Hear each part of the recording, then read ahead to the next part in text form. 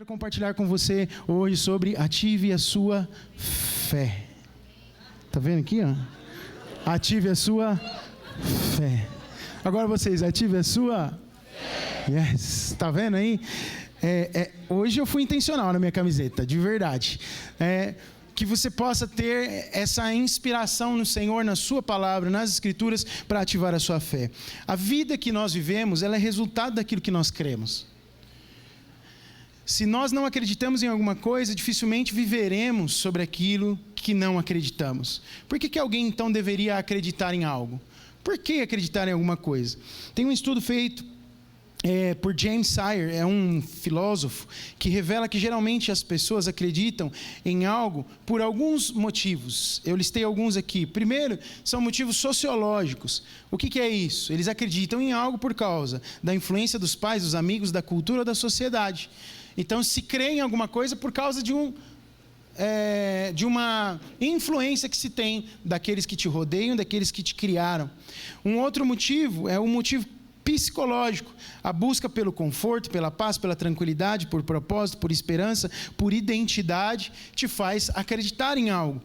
Também se acredita em algumas coisas por motivos religiosos e puramente religiosos. A ideia de que fazer algumas práticas religiosas pode assumir algumas atitudes e confiar em alguém que nós respeitamos, pensando que isso seja o suficiente para que algo aconteça. Então, religiosamente, se acredita até em pessoas, ou até em santos, pessoas que já morreram, né? Contemporâneos a nós. Me vem à mente aqui Madre Teresa de Calcutá, a quem foram creditados alguns milagres, e acho que ela foi canonizada também pela Igreja Católica, né, em Roma. Então, se crê, né, eu vejo as pessoas agradecendo aos santos, ou assim chamados santos, canonizados pela Igreja Romana, por causa de bens ou por causa de conquistas e coisas que alcançaram. Também tem um outro motivo pelo qual as pessoas acreditam em algo, que são motivos filosóficos. A lógica, a coerência de que aparentemente algo apresenta, né, traz para uma pessoa, para qualquer pessoa, uma sensação de que aquilo é verdadeiro. Então, aquela filosofia, ela, né, tem muitas religiões ou filosofias de vida que as pessoas falam que não são nem religiões, mas acreditam na meditação transcendental e por aí vai. Será que essas bases, que são vividas por muitas pessoas, são bases ideais para que você possa apoiar a sua vida, apoiar a sua fé? Blaise Pascal, um matemático, filósofo, né? Quem estudou informática, né? Eu fiz isso na faculdade, ouviu falar do pai dele, ouviu falar dele também, mas ele era um francês, dois séculos para trás, muito inteligente. O cara aprendeu tudo que ele sabia com o próprio pai dele. Ele disse a seguinte frase: olha, quase que invariavelmente as pessoas formam suas crenças não baseadas nas provas, mas naquilo que elas acham atraente. Então as pessoas creem ou acreditam em alguma coisa não porque aquilo ficou comprovado, mas porque aquilo de alguma maneira as atrai. Esse era o pensamento de Pascal, um filósofo, matemático, um homem inteligente, dos precursores aí, dos pensadores atuais. Mas o que é a fé? E eu quero falar sobre a fé. O que é a fé cristã, a fé em Deus? Quero ler com você 3 versículos de Hebreus 11. Vamos lá? Se puder, acompanha comigo, se conseguir, lê também junto comigo. Ora, a fé é a certeza daquilo que esperamos e a prova das coisas que não vemos, pois foi por meio dela que os antigos receberam bom testemunho. Pela fé, entendemos que o universo foi formado pela palavra de Deus, de modo que o que se vê não foi feito do que é. Lê o último versículo. Pela fé entendemos, vamos lá? Pela fé entendemos que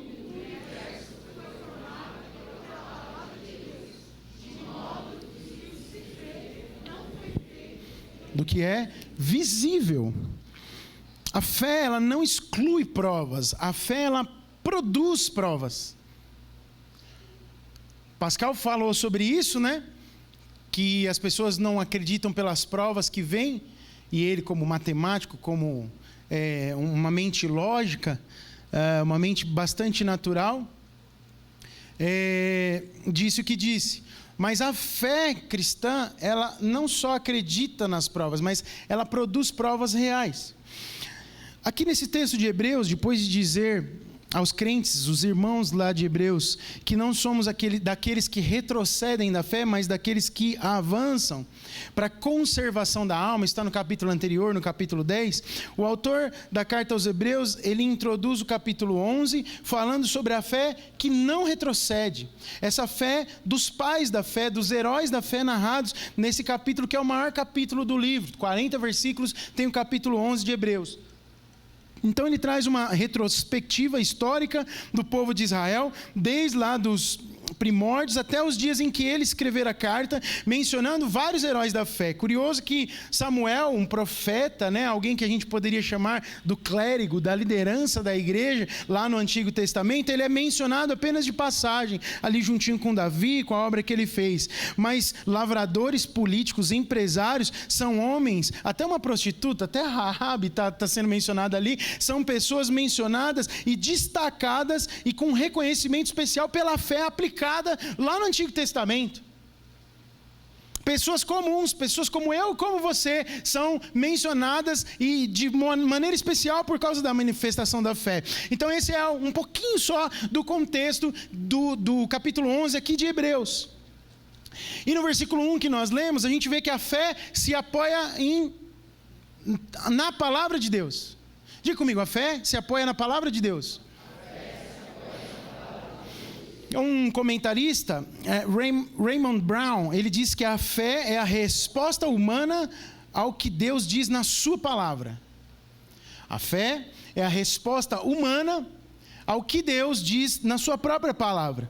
Se a fé é a certeza de coisas e a convicção de fatos, coisas que se esperam e fatos que não se veem, como a gente acabou de ler, então a gente pode dizer que a fé não é a certeza do desconhecido, mas a fé é a certeza daquilo que ainda não vemos, que é invisível. Você poderia falar, poxa, mas eu vou crer em alguma coisa que eu não conheço ainda, mas aquele que conhece a Deus e que tem uma experiência com o Espírito Santo, como eu falei semana passada, que tem esse fogo do Espírito queimando dentro de si, essa pessoa, aleluia, ainda que não veja materializado alguma coisa em que Deus colocou o seu coração, um sonho, uma perspectiva, uma promessa, um projeto idealizado, ele sabe que é só uma questão de tempo, porque a fé traz a realidade, não do que é desconhecido, mas daquilo que é invisível, porque já é conhecido por Deus na eternidade, porque Ele já fez todas as coisas. Isso é tão lindo, tão precioso, isso nos apoia tanto. Então a fé, Laubach diz o seguinte, que a fé é a confiança inabalável de que Deus ele vai cumprir todas as suas promessas e todas as suas profecias. Portanto, a fé não lida com dúvida. A fé não lida com será, mas ela se apoia nessa certeza que é inabalável. A fé não é um pensamento positivo, não é uma crendice, não é ficar declarando alguma coisa porque você acha que assim vai acontecer. A fé, ela tem Deus como objeto e a palavra de Deus como base, como fundamento. Porque Deus falou, nós cremos, irmãos. Aleluia. Porque Deus prometeu, nós confiamos. Porque a palavra de Deus, ela é fiel e não pode falhar. A fé ri das impossibilidades e descansa nos braços da promessa. Da promessa de Deus. Promessa de Deus e realidade são as mesmas coisas. Em que nível nós estamos de fé? A promessa de Deus e a realidade dos fatos são a mesma coisa. A única diferença entre elas é que a gente às vezes não conseguiu enxergar ainda materializado aquilo que Deus falou. Lightfoot, um comentarista bíblico, também diz o seguinte: a fé é o título, preste atenção nisso, é o título de propriedade de coisas que se esperam. É como se você tivesse ali uma carta de garantia de que daqui a pouco você vai receber o bem que você já comprou, que já é seu. É o penhor da herança eterna do cristão. É uma segurança que se tem Quando você crê corretamente, a fé dá realidade para essas coisas esperadas. Mais uma segunda coisa a respeito do segundo versículo que nós lemos: a fé reconhece o poder de Deus. Diga comigo, a fé reconhece o poder de Deus. Os nossos antepassados confiaram na palavra de Deus, se firmaram nas promessas de Deus e obtiveram de Deus o quê? Diz o versículo 2, bom testemunho. Deus falou daquilo que eles alcançaram. Deus falou daquilo que eles receberam por meio do quê? Da fé. A fé honra a Deus e Deus honra a fé. Quando nós manifestamos fé, nós muitas vezes vamos correr um risco do ponto de vista natural, mas Deus é honrado quando Ele percebe que aquele que nele crê está disposto a correr determinado risco, sabendo que a resposta dos céus em algum momento se tornará visível, porque é só uma questão de tempo, ela já está. Sem essa fé é impossível agradar a Deus. O verso 6 do capítulo 11 diz isso. É necessário fé para que nós possamos agradar a Deus.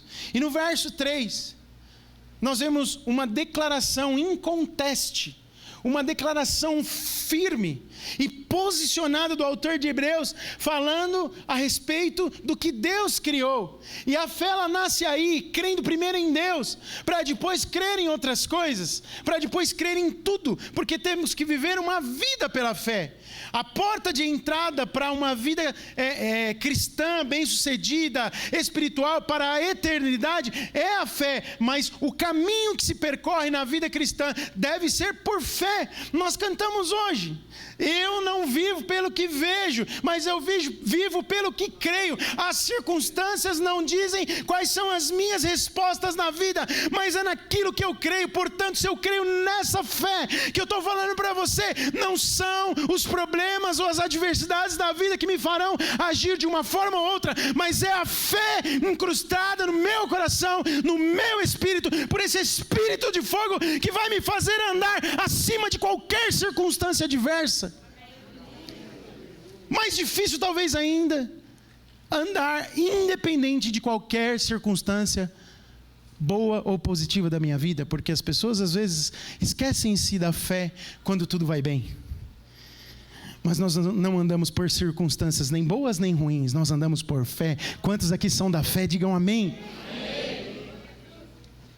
A minha palavra tem 3 pontos, eu estou no primeiro. O primeiro é tentar mostrar para você o que é fé.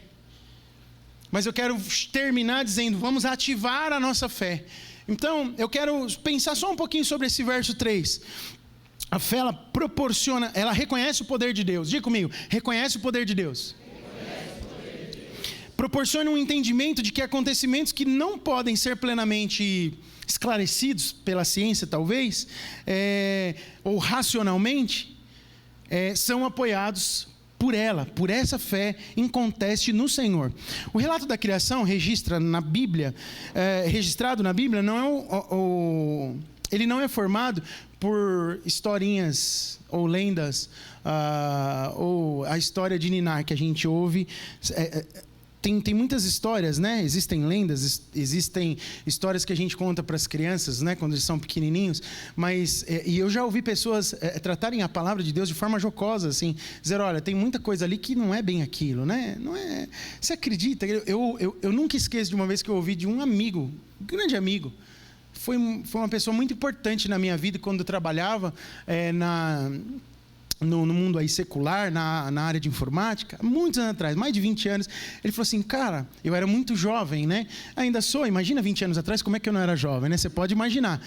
E ele falava assim, você é muito jovem e muito inteligente. Então ele me fez um elogio. Mas eu não consigo entender como é que você consegue acreditar em certas coisas da Bíblia. Aí eu olhei para ele, eu era muito jovem, ele era mais velho que eu, né? E fiquei meio acuado, né? Ele falou assim, você é tão inteligente para acreditar nisso? Assim, então as pessoas às vezes pensam na palavra de Deus, pessoas cultas, inteligentes, de uma forma muito equivocada, né? Graças a Deus estou aqui firme, aleluia, sustentando aquilo que creio, né? Então o relato da criação nas Escrituras, ele não é formado por histórias assim mitológicas ou ultrapassadas, não, é uma revelação confiável de quem Deus é e do que Ele pode fazer, mas só é acessível pela fé. Tem gente que não vai entender nunca. Infelizmente, por mais inteligente que alguém possa ser, se a fé de Deus não estiver no seu coração, ele pode crer em muita coisa, menos no Deus verdadeiro que criou os céus e a terra e o universo. E o versículo 3 fala sobre a formação do universo, que eu pedi para você repetir. O universo, ele foi formado, a matéria não é algo eterno, como alguns cientistas dizem, como os gregos pensavam. O universo, ele não veio à existência por geração espontânea, nasceu do nada. O universo não é produto de uma explosão cósmica. O caos não produz o cosmo, nem a desordem dá à luz ou ordem a alguma coisa. Uma explosão, ela jamais poderia colocar em ordem o vasto universo e as suas leis tão precisas que a gente conhece hoje. Seria impossível. O nosso planeta, pensa comigo, ele está rigorosamente no lugar certo. Tem uma série que eu assisto de vez em quando, eu nem sei toda ela, assim, eu assisto picado, assim, chama The Big Bang Theory, que é a teoria do Big Bang, e é uma série que conta a história de cientistas, né, e os caras são muito inteligentes e tal, e eu vi um deles, que é o principal lá, chama o Sheldon Cooper, que eu dou bastante risada com ele fez uma série dele pequeno, né, e aí eu vi um videozinho dele falando com a mãe dele, e é obviamente que ele há muito essa provocação, né, de que Deus não existe. Ele mesmo, a mãe dele é uma cristã que vai à igreja, e aí ele se separa da mãe e tal, mas ele pequenininho, nessa série nova, que foi oriunda dessa que eu falei para você, ele num videozinho, ele vê a mãe dele num dia muito triste. E aí a mãe dele vai conversar com ele e tal, e ela fala, mas filho, você mesmo disse que Deus não existe. Ele está tentando consolar a mãe dele. Você mesmo fala que Deus não existe e tal. E aí ele fala assim, mãe, não tem como excluir a possibilidade de que realmente tem uma força superior que faz tudo ser como é, porque pensa só na lei da gravidade. Ele é um cara muito inteligente desde pequeno. Se a gente pensar só na lei da gravidade, a gente se choca com a realidade de Deus. Eu confesso para você que quando eu vi esse videozinho, eu reproduzi aqui muito mal. O vídeo, devia ter trazido, eu reproduzi muito mal, mas eu chorei quando eu vi o vídeo, porque é um cara de um QI elevadíssimo, né?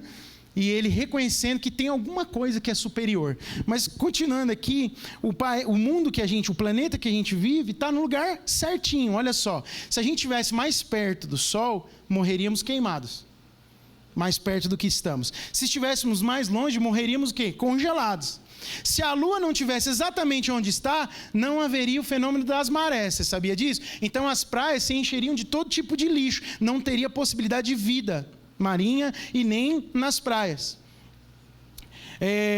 Então permanece uma realidade que ela é incontroversa, irmãos. É impossível de provar o contrário. O universo foi criado por Deus. E é isso que o autor de Hebreus está dizendo aqui. Ele criou o universo. Até a ciência se rende a isso. A ciência demonstra isso. Mas nós cremos pela fé que este universo veio à existência pela palavra de Deus, no verso 3 que lemos, e pela ação do Filho de Deus. No capítulo 1, verso 2 de Hebreus, você vai ver isso. A ação do Filho de Deus, o verbo que se fez carne e habitou entre nós, foi parte da criação, daquilo que nós vemos hoje. Então a fé é isso.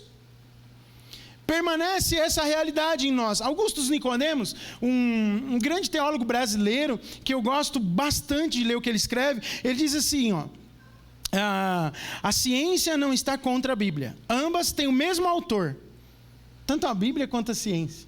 Não é lindo pensar nisso? Deus criou, Deus que deu inteligência para esses cientistas astronômicos. Na verdade, olha só o que ele diz aqui, é um pouco complicado, vou tentar explicar. É o cientificismo do naturalismo filosófico que vai contra a Bíblia. Trocando isso aqui em miúdos, os filósofos querem pegar o seu humanismo, todo o seu humanismo, e por meio da ciência, comprovar a não existência de Deus. Alguns ainda ficam nessa neura de tentar provar que Deus não existe. Mas Nicodemos, ele continua aqui.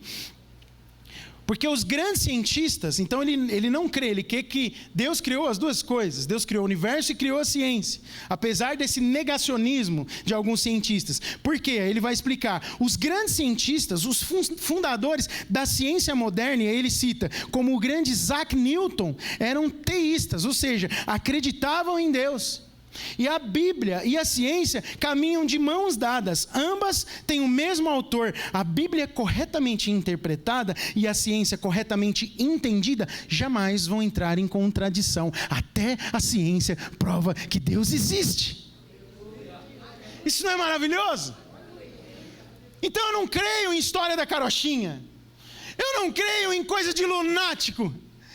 Eu creio numa realidade que, ainda que possa parecer que não existe por ser invisível, ela já existe. Deus já fez, Deus já se posicionou, já existe. E o que faz eu acreditar nisso é esse Espírito que queima como um fogo dentro de mim, porque foi Ele mesmo quem colocou dentro de mim, dentro de você.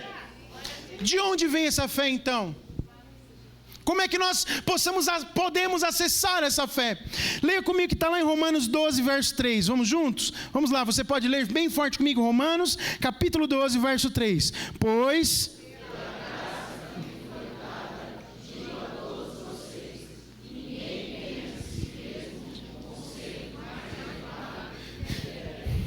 Mas, pelo contrário, tem um conceito equilibrado. Paulo está tratando de um outro assunto aqui, né? Você lembra como é que começa Romanos 12, né? Mas transformai-vos, né? Não vos conformeis com esse século, mas transformai-vos pela renovação do vosso entendimento. E o verso 3, a gente para normalmente no 2, eu já ouvi muitas pregações no verso 2, né? Mas esse verso 3, ele está dizendo, olha, temos que manter um equilíbrio. Não devemos pensar sobre nós, nem além nem aquém do que realmente somos, né? Nem autocomiseração, aquela humildade falsa, mas também nem orgulho elevado, pensando daquilo que não somos a respeito de nós mesmos. Então, portanto, tenha um equilíbrio. O que vai produzir isso em você? O que é possível para você viver essa vida equilibrada? E aí ele caminha de acordo com a medida da fé que Deus concedeu a você. Então eu quero usar esse texto como base, um fundamento para mostrar para você que a fé que você tem dentro de você foi concedida por Deus. E essa fé pode crescer e aumentar, mas também pode ficar adormecida, inativa, parada, sem função. Mas quando você começa a crescer em fé, e a fé que Deus colocou dentro de você, ela é desenvolvida e começa a crescer dentro de você, e começa a te impulsionar a coisas maiores do que você já fez até ali, te impulsionar a riscos maiores, te mostrar caminhos que antes você não pensava. O que acontece? Se você libera isso, se você começa a viver por isso, a sua fé vai crescendo, e aquilo que você fazia num tempo, já é passado. Você começa em Deus, por meio da fé, fazer coisas maiores, realizações maiores. Deus é quem originou a fé dentro de nós. É Ele, quando nos salvou, colocou uma medida de fé dentro de nós mesmos. E é por meio dessa fé que nós somos salvos. Leia Efésios 2, 8, 9. Nós já fomos ministrados recentes sobre isso, quando Danilo compartilhou aqui. Mas olha, pois vocês são salvos pela graça, pelo quê? Por meio da fé. E isso não vem de vocês, é dom de Deus, não por obras, para que ninguém se glorie. Isso não vem de vocês, não é a fé, mas a salvação. Mas a fé também vem. E a fé é um meio para acesso à salvação. Quem está comigo, diga aleluia. Então há uma fé dentro de mim, colocada por Deus, e que a primeira coisa que ela faz é me dar acesso à maior bênção que eu poderia ter, que é a salvação. Como é que alguém crê que pode ser salvo do inferno, da morte, do pecado? Bom, primeiro precisa crer que tem inferno, né? Primeiro precisa acreditar que tem diabo. Primeiro precisa crer que tem morte eterna. E aí quando você entende isso, você entende que há um diagnóstico de morte e que tem um remédio para a vida. E o remédio para a vida chama-se salvação em Jesus Cristo. E para acessar o remédio para a vida, só por meio da fé. Que fé? É a fé que o próprio Deus colocou dentro de nós e é a fé que crê em coisas invisíveis que está escrita lá em Hebreus. Você não viu Jesus, talvez, em pessoa assim, né? Pegou nele e deu um abraço. Apesar que deve ser bom, hein? Eu fico com uma certa inveja da mulher do fluxo de sangue só porque ela tocou a orla dos vestidos de Jesus. E aí depois Jesus fala, quero te ver, quero te conhecer, olha para mim, abre a multidão. E aí ele libera a palavra de conhecimento na vida dela, e aquele olho no olho. Já pensou ver Jesus assim? Alguém já viu Jesus assim, desse jeito que eu falei? Mas você crê que na cruz ele morreu por você. Por quê? O que te traz essa convicção? É essa fé colocada dentro de você. Porque a fé que está colocada aí dentro de você, ela vem por meio desse Espírito, que é o próprio Espírito de Deus, habitando dentro de você. E quando eu me refiro a crescer em fé, é dar mais vazão, abrir mais espaço no seu interior, é diminuir cada vez mais a sua alma. O que é diminuir a alma? É a sua vontade, para que esse Espírito cada vez mais tome conta e, portanto, faça crescer a fé que está dentro de você. Você entendeu então de onde vem e como acessar essa fé? Quantos entenderam? Digam amém.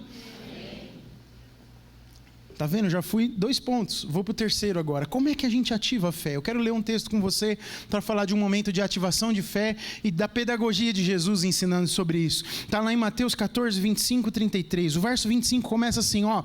Alta madrugada, Jesus dirigiu-se a eles andando sobre o mar. O 26. Quando o viram andando sobre o mar, ficaram aterrorizados e disseram, é um fantasma! Gritaram com medo. Mas Jesus imediatamente lhes disse, coragem, ou em algumas traduções, tenham bom ânimo, sou eu.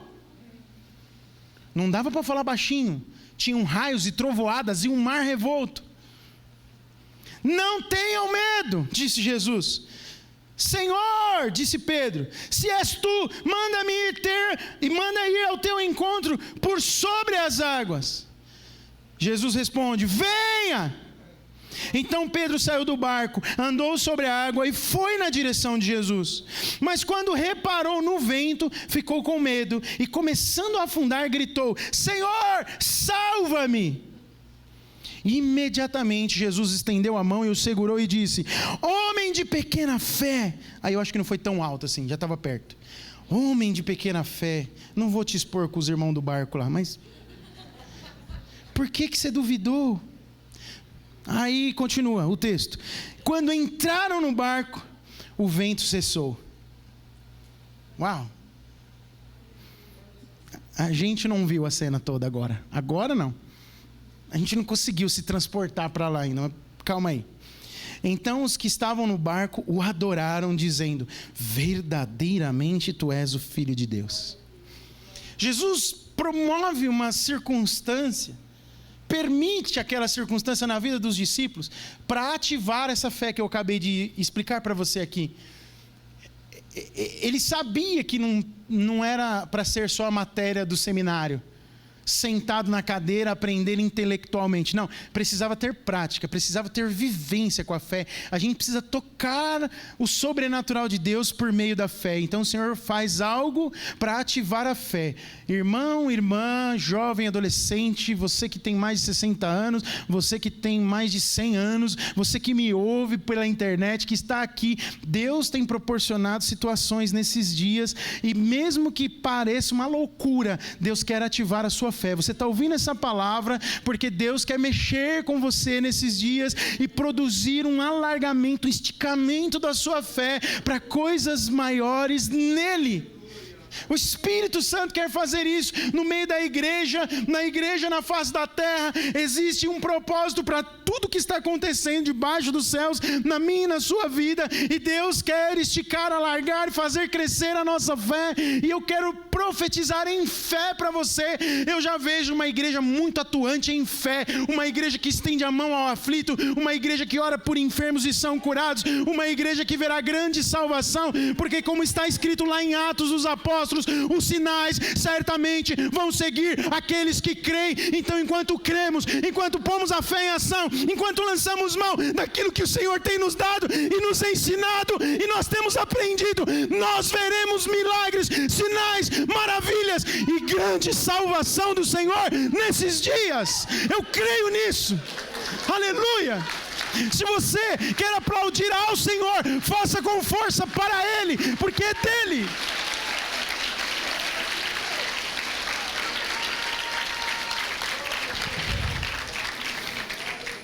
Um pouquinho do contexto do que estava acontecendo nessa passagem que eu acabei de ler com você, de Mateus 14, 25, 33. Ela é logo depois ali da multiplicação dos pães e peixes, que eu ministrei há 2 domingos atrás. Os discípulos, eles entraram no barco. Os judeus entendiam a noite como 4 vigílias. Primeira vigília, segunda vigília, terceira vigília, quarta vigília da noite. A primeira vigília começava logo ali às 6 da tarde, o início da noite. Mais 3 horas, quanto que dá aí? 21 horas, ou às 9 da noite. Depois das 9 à meia-noite. Depois da meia-noite às 3, depois das 3 às 6. E acabaram-se as 4 vigílias da noite. A Bíblia fala que na primeira vigília, ou seja, por volta das 18 horas, um pouco antes, próximo à primeira vigília, eles entram no barco e vão para o lago que eles estavam tão acostumados, chamado de Mar da Galileia também.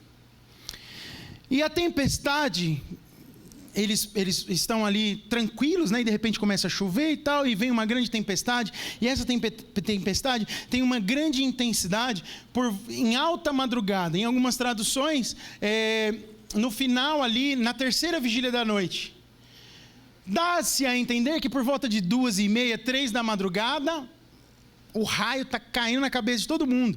Ondas altas, o mar se batendo, o barco a ponto de virar. E Jesus tinha mandado eles irem para o barco depois de um grande milagre, mas não tinha ido com eles.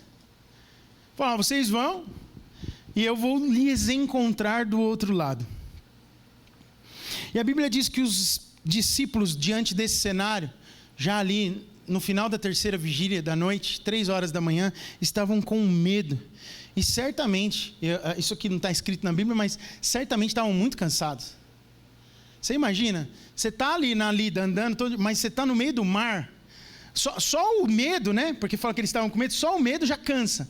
Quem já sentiu cansaço por estar com medo de alguma coisa? Quando você sai de uma montanha russa que te trouxe muita adrenalina, você sai com a sensação de... assim. Eu fui uma vez num brinquedo chamado... torre? Sei lá como é que chama aquele negócio. 100 metros, né? 100 metros de queda livre, né? Eu fui, irmão. Subi lá, tive coragem. A Deise não quis ir, não. Ela falou: não vou nesse aí, não. Deixa isso aí para você e para os meninos. Aí nós 3. E nós fomos lá no Beto Carreiro World. Subimos lá em cima. Quando você vê o mar, é muito bonita a vista e tal. Só que aí, de repente, faz um silêncio absoluto. A música para tudo. E você tem 2 segundos para repensar a sua salvação. Falar: agora é a hora da fé agir. Misericórdia, a perna bambeia. E aí você pensou no filme da vida, em 2 segundos a cadeira despenca. Quando eu cheguei lá embaixo, não sei, eu tinha sido particionado entre alma, corpo e espírito. Estavam os 3, cada um num canto aqui, né? Cada um de mim olhou para si, e eu estava arriado aqui, ó. Então o medo, a adrenalina te faz cansar, né? Estava arriado, eu olhava para o Heitor, para o Henrique, assim, e falava: cara do céu, o que é? E aí me deu um ataque de riso. Acho que eu estava rindo de mim mesmo, né? Mas eu estava mole, cansado. Você imagina, eles estavam angustiados, eles não tinham segurança de um equipamento, não. Se o barco virasse... Eu vi aquela tragédia que está acontecendo aqui no Brasil, em Petrópolis, e eu vi os 2 ônibus que viraram, talvez a maioria de vocês viram. E tinha um menino de 17 anos. Por que isso me marcou tanto? Eu estou falando a semana inteira do menino de 17 anos, porque um dos meus meninos vai fazer 17 anos daqui uns dias. E o padrasto dele estava a 3 metros dele, mais ou menos. Como eu estou à distância do Heitor, assim, ele falava: Gabriel, pula! Gabriel, pula! E o menino não pulou porque não sabia nadar, depois a mãe estava falando. Ele não pulou e a água era muito... E aí o ônibus virou e esse menino, nem sei se acharam ainda, mas estava desaparecido a semana toda. Quando você está diante de um cenário assim, você não sabe o que fazer. Você fica, né? E eu fiquei me colocando. Os discípulos estavam ali, a Bíblia fala, era onda para todo lado, a tempestade era grande, então tinha medo, tinha angústia, tinha cansaço. Os discípulos, eles esperavam por Jesus. Certamente Jesus viria em algum momento, mas Jesus não tinha aparecido. É como se eles se sentissem abandonados por Jesus. Eles esperavam Jesus, mas não de uma maneira tão estranha como as coisas aconteceram. O Senhor vem a eles de uma forma muito inusitada, diferente. Não tinha acontecido até ali algo parecido. Jesus vem andando sobre as águas. Você imagina um mar, ondas assim, né? Pesquisa na internet depois. Eu gosto de ver esses vídeos assim. Tem uns vídeos de navios enormes em alto mar, com ondas gigantes, e a onda cai dentro do barco. Eu falo, como é que tem louco que entra nesse navio? E eles estavam num barquinho pequeno para 12 pessoas. E a Bíblia fala que a água batia de todo lado e a tempestade. Jesus vem andando sobre as ondas. Eles não tinham aquela experiência ainda. Mas aquilo que eles criam, a fé descrita em Hebreus, começaram a ter forma visível naquela hora. E Jesus vem andando sobre as ondas.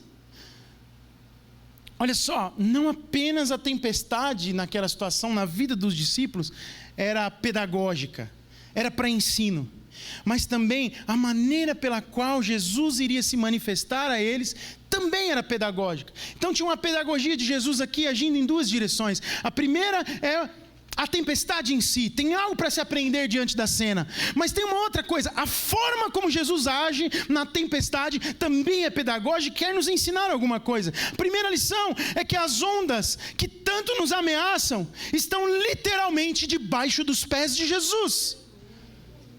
Esse é o primeiro ensinamento. Aquilo que nos ameaça de morte está debaixo dos pés e do senhorio de Jesus. O mar, que era o gigante imbatível para eles naquele momento, as ondas que suplantavam a capacidade deles de resistir e de permanecer em fé, e a resistência plena dos discípulos, aquele gigante intransponível estava debaixo dos pés do nosso Senhor. Mas aquilo era muito maior do que os discípulos e conspirava contra eles de forma muito feroz. Mas eles começam a perceber, aleluia, como a nuvem do tamanho da mão de um homem. Está acontecendo alguma coisa. A gente está vendo alguma coisa acontecer. A tempestade está grande, mas o medo era tão grande.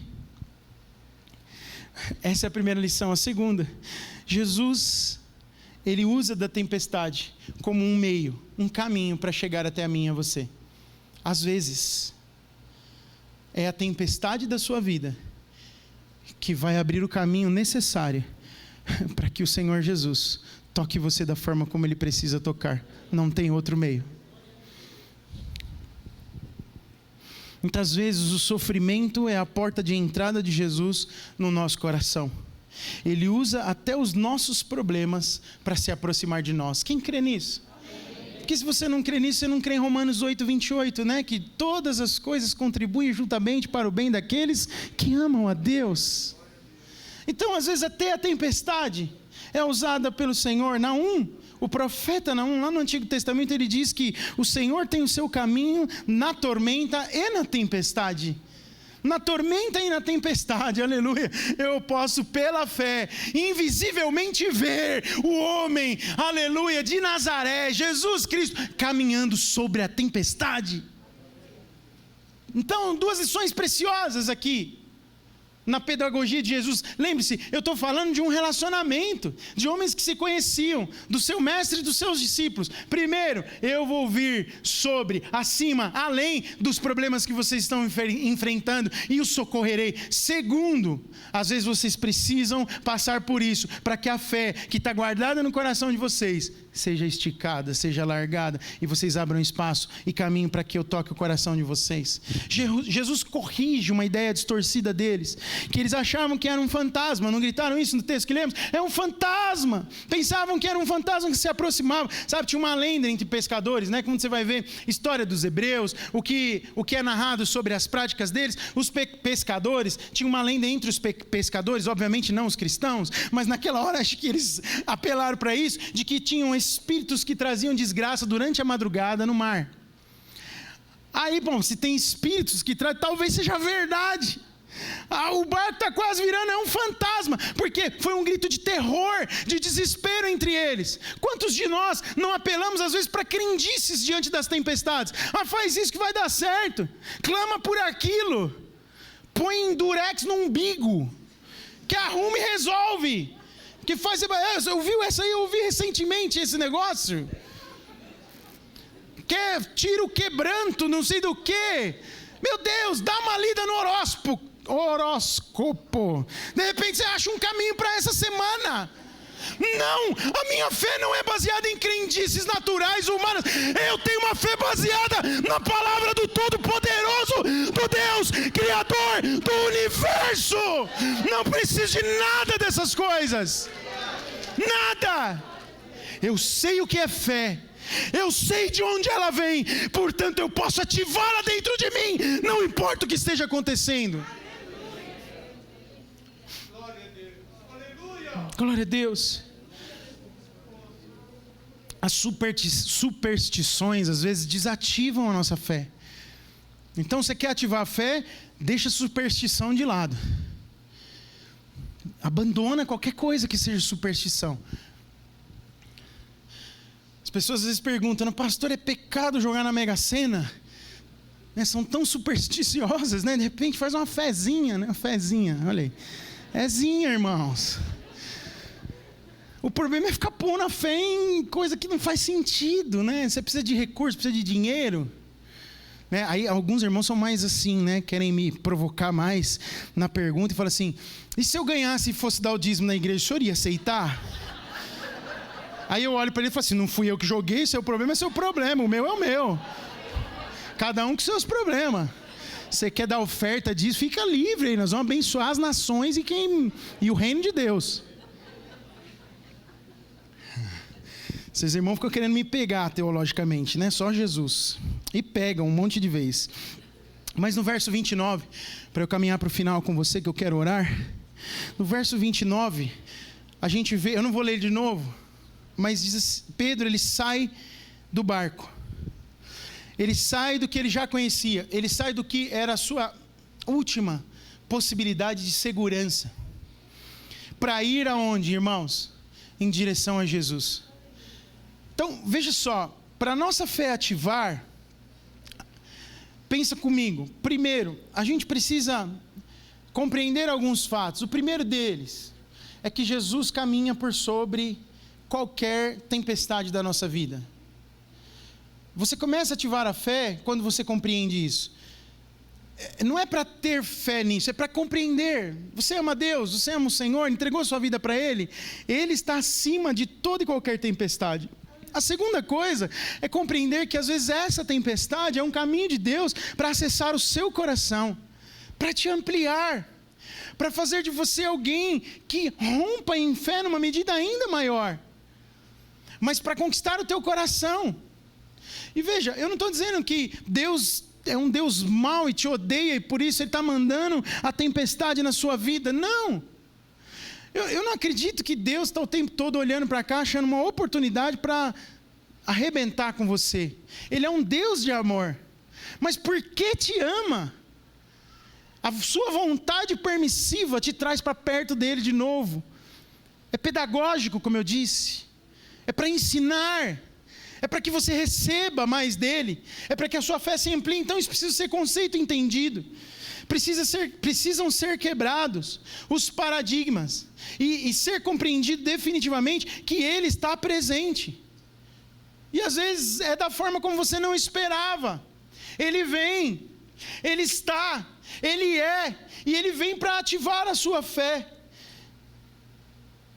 E uma outra coisa, você precisa tirar da tua mente toda e qualquer distorção que cause ruído nessa linha de entendimento e de comunicação com a fé, que é a fé do próprio Deus depositada em você.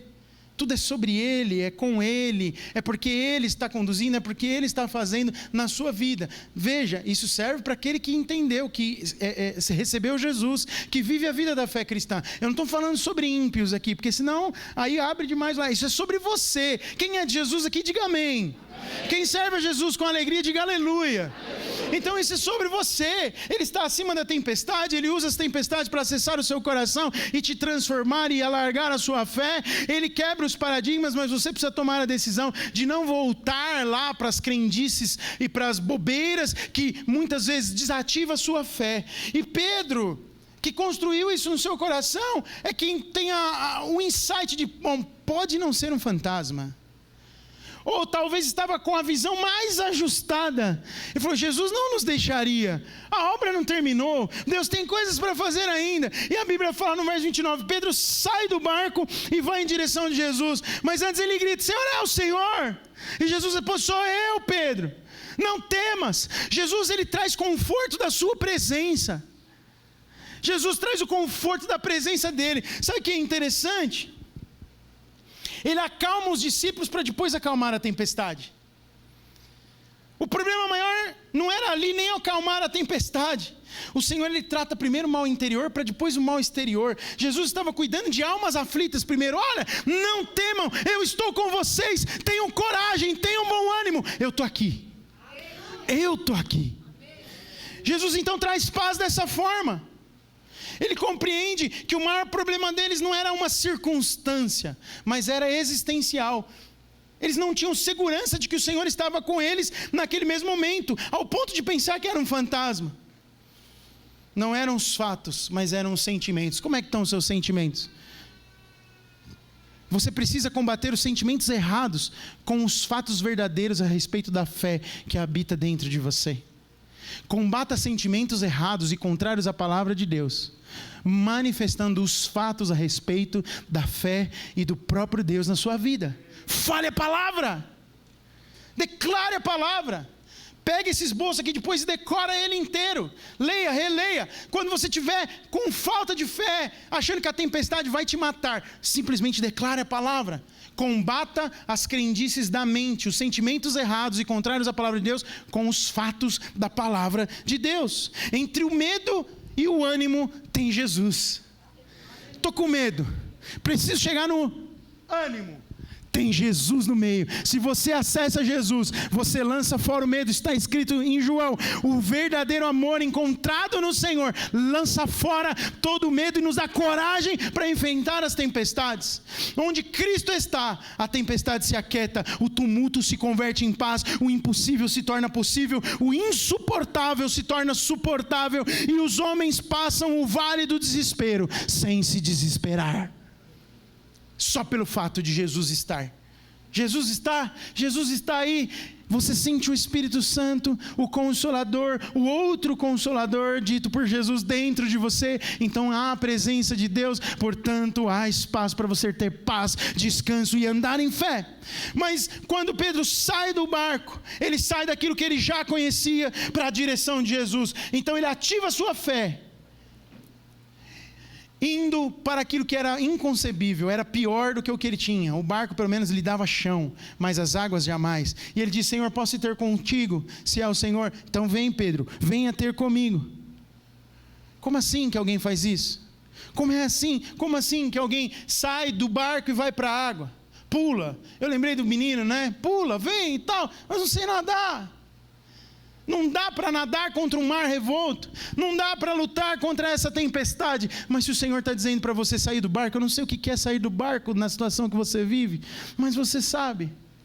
Às vezes um passo de fé precisa ser dado, às vezes um enfrentamento precisa, você precisa enfrentar. Você lembra quando eu ministrei 2 domingos atrás? Encare os fatos como eles são. Encarar os fatos é estar posicionado naquilo, agindo de acordo com a vontade de Deus, com a palavra de Deus, mesmo que você tenha que entrar no mar revolto, mesmo que pareça que a atitude que você vai tomar ela é mais irracional do que aquilo que se está fazendo, mas se o Senhor, a sua presença, se a voz dele diz para você, porque essa voz é inconteste, essa voz você percebe, é o Espírito falando, a confirmação clara, faça o que Deus está mandando você fazer, saia do barco. Com Deus é desse jeito, primeiro você dá o passo, depois ele cria o chão, é desse jeito. Primeiro você ativa. Viver pela fé é arriscado demais às vezes.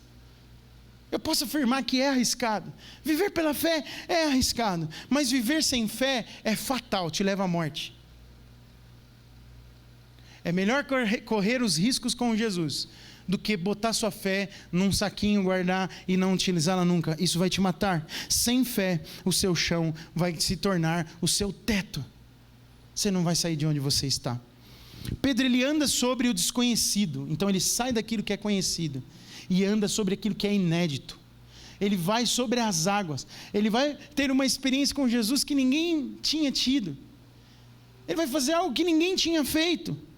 Algumas coisas se tornam impossíveis nas nossas vidas para que Deus seja inevitável. Pensa nisso. Algumas coisas se tornam impossíveis. Você fala, isso aqui não vai ter jeito. Para que Deus se torne o Deus inevitável diante da situação. Deus quer uma resposta nossa, que é uma resposta da fé. Em última instância, eu pensei muito sobre isso, eu penso a minha vida toda sobre isso, mas em última instância, essa fé agindo dentro de nós, esse posicionamento que vem dos céus, que é o próprio Deus agindo, é eu permitindo Ele fazer o que Ele deveria fazer na minha própria vida. Ou seja, por isso que quando nós estivermos lá diante do Senhor, nós depositaremos a nossa coroa, porque a glória no final das contas é dEle, é Ele quem está fazendo, é dEle o agir, é dEle o operar, é Ele quem está fazendo. Se o Espírito Santo está te movendo para algo, permita que Ele faça. É o Senhor quem está movendo, então responda, ou melhor, permita que Ele responda por meio da fé que Ele mesmo colocou dentro de você. Não resista o Espírito de Deus, mas dê vazão ao Espírito de Deus nesses dias. O medo te levará a tentar evitar os riscos, mas a fé vai te impulsionar para crescer em meio aos riscos. Creia, arrisque-se, cresça na presença de Deus. E por fim, Pedro indo na direção de Jesus. Ele conhecia o Jesus descrito lá no Evangelho de Lucas. Lucas 18, 27, eu anotei esse versículo aí, queria que você lesse comigo. Vamos ler juntos? Jesus respondeu: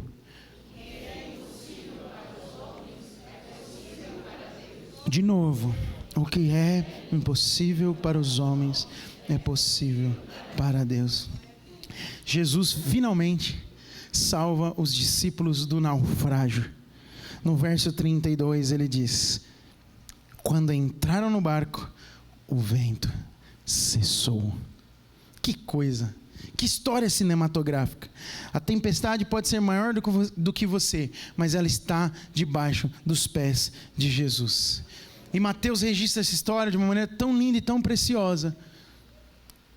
E você percebe que aqui o meu enfoque, de novo, assim como há 15 dias atrás, não é exatamente no milagre, porque tinha muita coisa para falar desse milagre, dessa tempestade, do que Deus fez, mas é na atitude.